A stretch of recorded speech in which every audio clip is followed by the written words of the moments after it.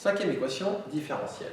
Là encore, comme dans l'exemple précédent, j'ai un terme devant y'. Première chose à faire, isoler mon y', je ne veux rien devant.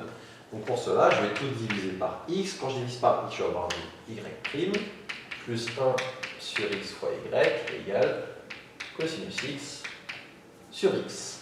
Quand je fais ça, comme j'ai une division par x, ça me donne 6x différent de 0. Et donc, je vous rappelle qu'on ne peut résoudre que sur un intervalle. Du coup, on résout sur, on va prendre l'intervalle positif, 0 plus l'infini. L'équation homogène associée, elle donne ici y' plus 1 sur x fois y égale 0. On trouve un y0 de x qui vaut c exponentielle de moins une primitive de ce qu'il y a dans y. Là, dans y, j'ai 1 sur x. Px, ça fait donc c exponentielle de moins ln de primitive de 1 sur x et ln de x. À la base, c'est valeur absolue, mais comme je suis sur 0 plus infini, c'est bon dire, je peux enlever les valeurs absolues. Exponentielle de moins ln de x, ça fait 1 sur exponentielle ln de x, et 1 sur exponentielle de ln de x, ça fait 1 sur x. Je trouve donc ici c sur x.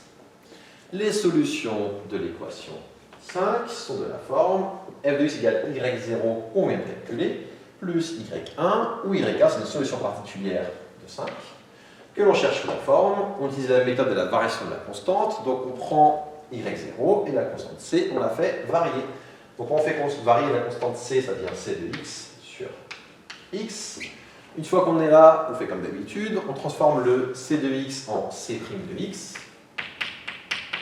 On réécrit le reste tel quel, donc sur x égale, et égale le second membre de mon équation différentielle dans le 1. Le second membre ici, c'est cosinus x sur x. Là encore, ça va être assez simple, comme dans le précédent. On observe que les x se simplifient, et donc, si c' de x vaut cos x, c de x c'est une primitive de cos, et une primitive de cos, c'est sinus x. On a ainsi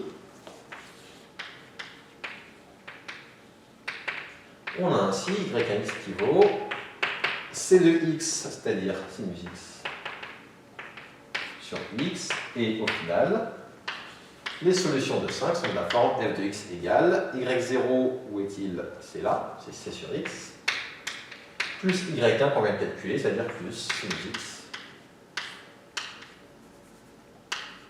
x sur x, avec c, une constante réelle quelconque, et ça termine la résolution de cette équation différentielle.